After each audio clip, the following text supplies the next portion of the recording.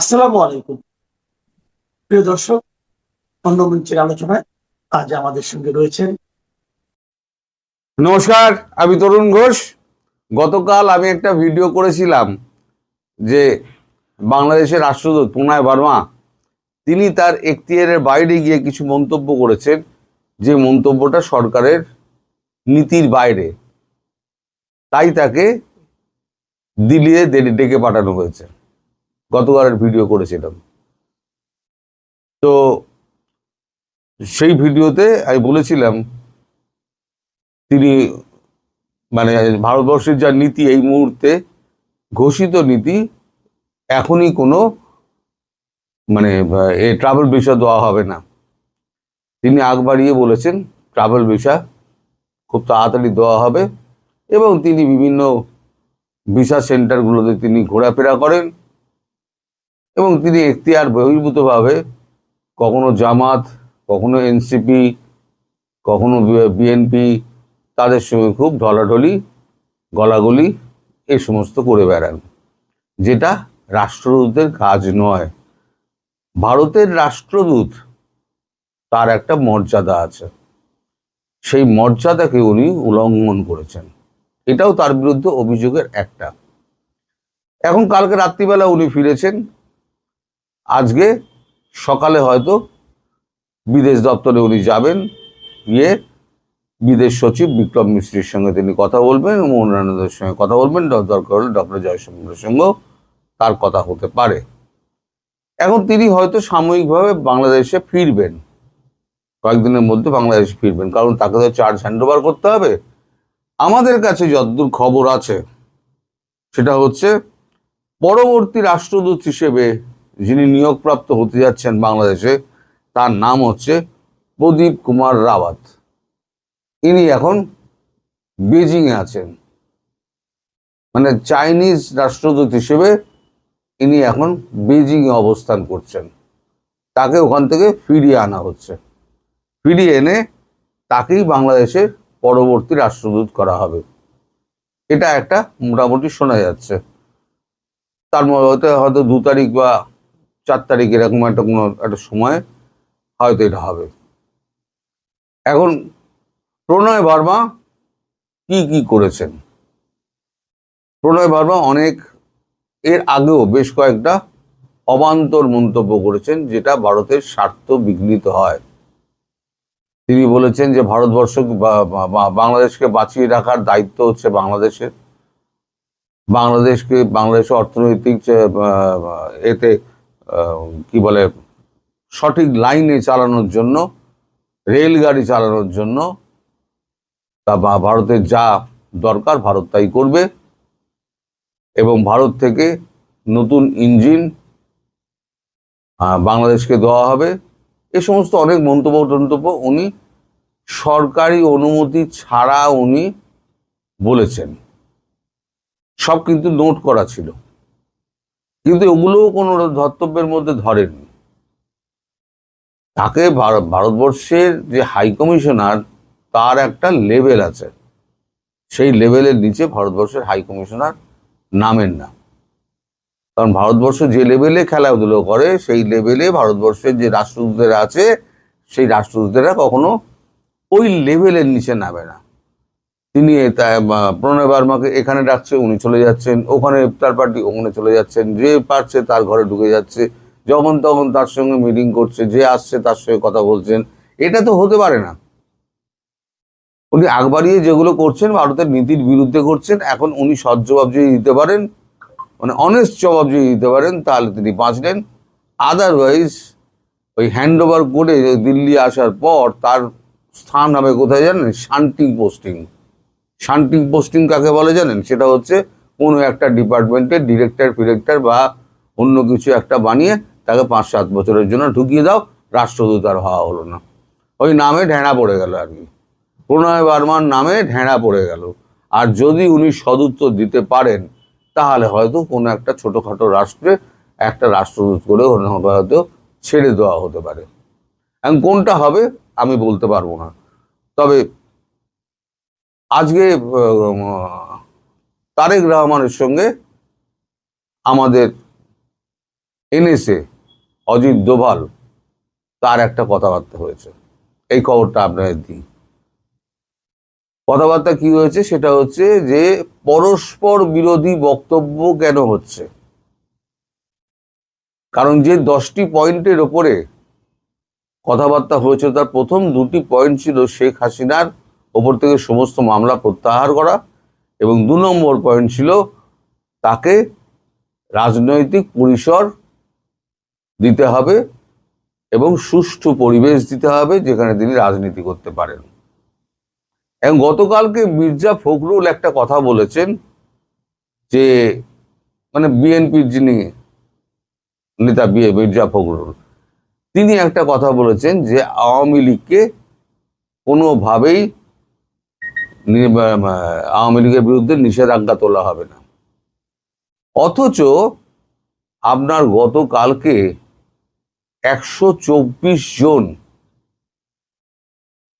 মানে আওয়ামী লীগ কর্মী নেতা তারা মামলা থেকে মুক্ত হয়েছেন।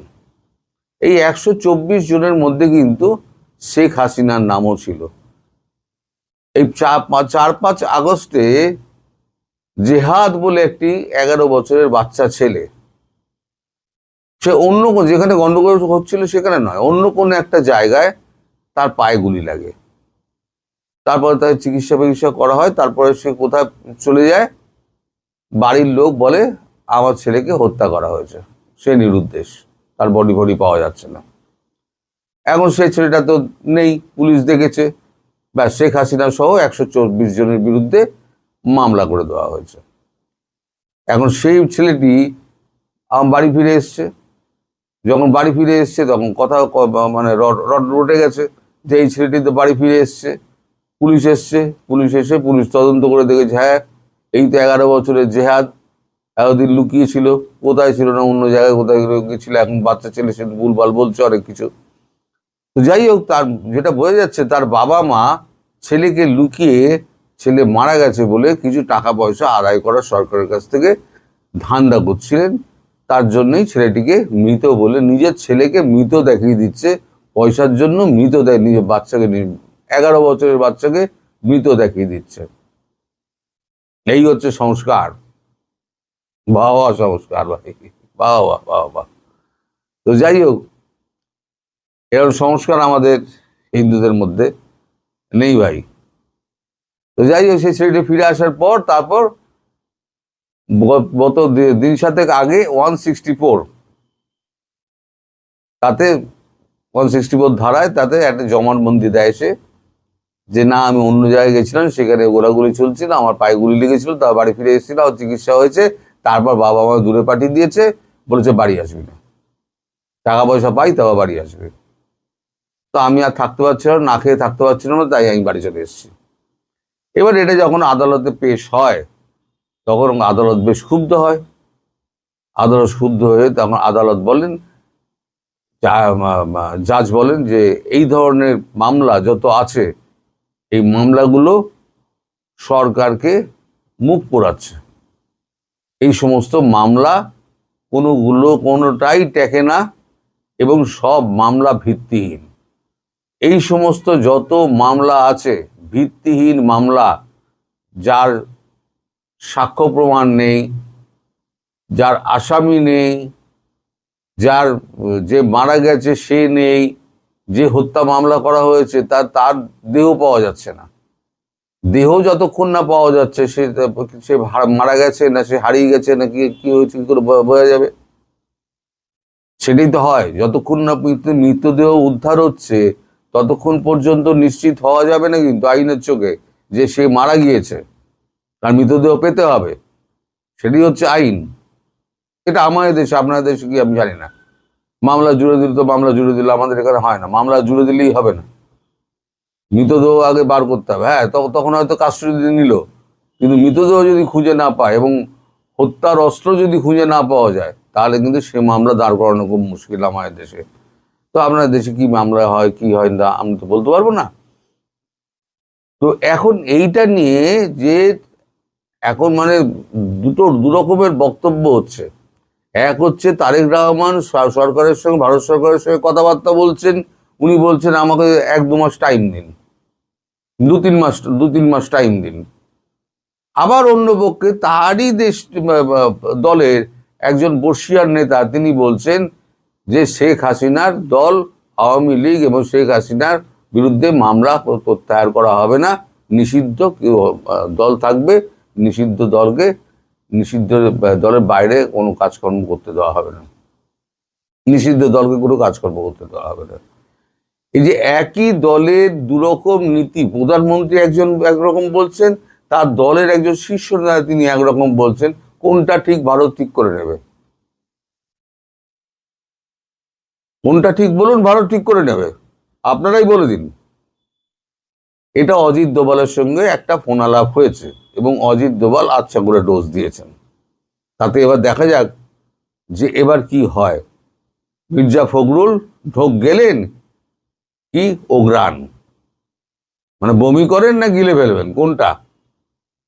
আর মির্জা ফখরুল তিনি কিন্তু নির্বাচনের আগে তিনি শেখ হাসিনা সম্পর্কে গুণগান গেয়ে বেরিয়েছিলেন যে শেখ হাসিনা দেশের উন্নতি করে গেছিলেন, অমুক করে গেছিলেন, আমরা এলে পরে শেখ হাসিনাকে আমরা আবার দেশে ফিরিয়ে আনবো, আমরা আওয়ামী লীগকে আবার নির্বাচনে অংশগ্রহণ করতে দেবো, আওয়ামী লীগ আপনারা ভোট দিন আমাকে। তাহলে আওয়ামী লীগ তো ভোট তো দিল, তো আওয়ামী লীগের পশ্চাৎ দেশে আচ্ছা করে বাঁশটি ঠেলে দিলেন। তো এই হচ্ছে গিয়ে বাংলাদেশের নেতা। এদিকে যত আপনার মামলা যারা নেই, যাদের বিরুদ্ধে মামলা নেই, শেখ হাসিনা বলে দিয়েছেন তাদের দ্রুত দেশে ফিরতে, এবং ভারত সরকারকে বলে দেওয়া হয়েছে সীমান্তে সেইভাবে ব্যবস্থা করে রাখতে। সীমান্ত পেরিয়ে তারা নিশ্চিন্তে যারা আসতে চান তারা ঢুকে আসবেন। এরকম 48 জন মানে নেতাকর্মী রয়েছেন যাদেরকে ফিরতে তিনি অনুরোধ করেছেন ব্যক্তিগতভাবে। তারা এখন ফিরে রাজনীতিতে অংশগ্রহণ করবেন, কারণ তারেক রহমান বলেছেন রাজনীতিতে সবাই অংশগ্রহণ করতে পারে, এ ব্যাপারে আমার কোনো দ্বিমত নেই, তারা রাজনীতি করুক। কিন্তু তার এই যে এক নেতা উল্টো বলে তারেক রহমানকে বকলভাবে বিপদে ফেলে দিল। প্রধানমন্ত্রীর বিপক্ষে গিয়ে এক ধরনের মতামত প্রকাশ করা, এটা কিন্তু মানে সমন্বয়ের অভাব, এটা পরিষ্কার বোঝা যাচ্ছে যে সমন্বয় নেই বিএনপিতে, সমন্বয়টা নেই। সমন্বয় নামটা উঠে গেছে, যে যার মতো খেলছে। তারেক রহমানকে অতটা পাত্তাও দিচ্ছে না বিএনপির সাধারণ নেতা কর্মীরা। তো যাই হোক, প্রণয় বার্মা যে ফিরে এসছে দিল্লিতে, সেটা আবার কনফার্ম করলাম আপনাদের। পরবর্তী রাষ্ট্রদূত কে হচ্ছেন সেটাও আপনাদের একটা আন্দাজ দিলাম। এখন দেখা যাক, ভবিষ্যৎ বলে দেবে কি হবে না হবে। সবাই ভালো থাকবেন, সুস্থ থাকবেন। সবাইকে ঈদের শুভেচ্ছা এবং অনেক অনেক ভালোবাসা। আমেরিকা, ইরান, ইসরায়েল যুদ্ধ যতই মারাত্মক আকার ধারণ করছে, ততই বাংলাদেশের মধ্যে আবার ভারতের আধিপত্য বিস্তার হচ্ছে।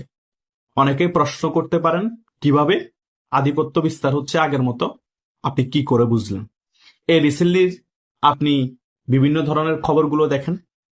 ভারতীয় রাষ্ট্রদূত যিনি আছে বাংলাদেশে নিযুক্ত, তার কাছে শুধু ধর্ণা দিচ্ছে বিএনপির অনেক নেতারা এবং মন্ত্রীরা।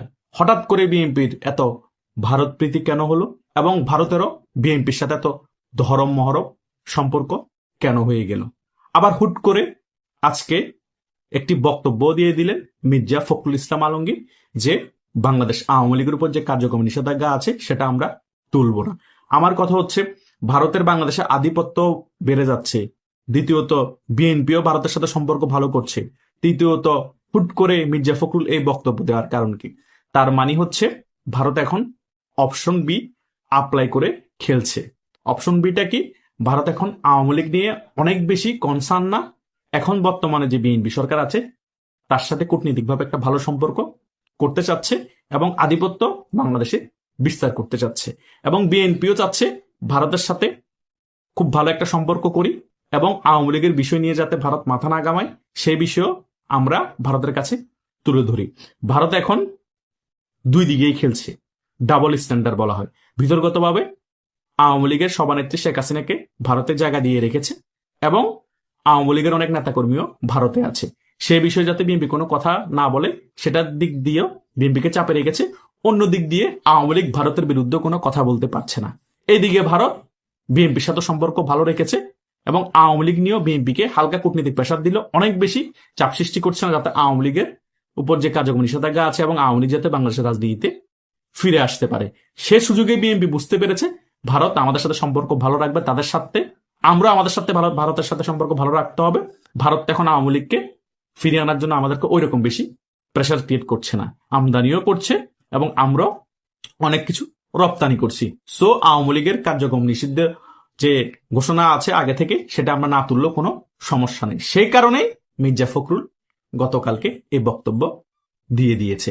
সেই কারণে ভারতের যে অনেক বেশি দাপট বেড়ে গিয়েছে বাংলাদেশে, এটা নিয়ে আওয়ামী লীগের নেতাকর্মীদের অনেক বেশি খুশি হওয়ার কোনো কারণ নেই এই রিসেন্টলি সময়ের জন্য। এটা হয়তো বা 1-2 বছর পরে ভারত আরো বেশি বাংলাদেশে আধিপত্য বিস্তার করতে পারলে, মোটামুটি আগের মতো কন্ট্রোল নিয়ে ফেলতে পারলে বাংলাদেশে, তারপর আওয়ামী লীগের জন্য হয়তো বা ভালো কিছু অপেক্ষা করছে। কিন্তু এই রিসেন্টলি সময়গুলোতে ভারতের দাপট বাড়াতে আহামরি আওয়ামী লীগের কোনো প্লাস পয়েন্ট নেই, বরং ভারতের প্লাস পয়েন্ট। ভারত আবার আওয়ামী লীগ না থাকার পরও বাংলাদেশে একটা আধিপত্য বিস্তার করতে পেরেছে এবং বিএনপিও খুশিতে 5 বছর সরকার পরিচালনা করতে পারবে, সেটা একটা চুক্তি করে ফেলবে ভারতের সাথে। এভাবেই করে একটা খেলা চলতেছে। মধ্যখান দিয়ে আওয়ামী লীগ একটু কোণঠাসা অবস্থায় আছে। কোণঠাসা অবস্থায় থাকার একটাই রিজন হচ্ছে আওয়ামী লীগ সংগঠিত রাজপথে নামে তাদের শক্তি দেখাতে পারে না। সেই কারণে ভারত ভরসা করতে পারছে না আওয়ামী লীগের উপর যে আমি পূর্ণভাবে যদি আওয়ামী লীগের উপর একেবারে সমর্থনে চলে যাই, শুধু আওয়ামী লীগ নিয়েই চিন্তা করি, অপশন এতেই থাকি, তাহলে কিন্তু বাংলাদেশে এখন যে সরকার আছে তার সাথে সম্পর্ক ভালো থাকবে না এবং আমাদের যে বর্ডার জায়গাগুলো আছে ওই জায়গাও একটা উত্তেজনাকর পরিস্থিতি তৈরি হবে। সে কারণে আওয়ামী লীগ আগে সংগঠিত হওয়ার জন্য সময় নেই, সংগঠিত শক্তি প্রদর্শন করে যখন রাজপথে শক্তি দেখাতে পারবে তখন আমরা যে আধিপত্য বিস্তার করেছি বাংলাদেশের মধ্যে এই রিসেন্টলি সময়গুলোতে আরো বাড়বে আওয়ামী লীগ শক্তি প্রদর্শন করে দেখাতে দেখাতে।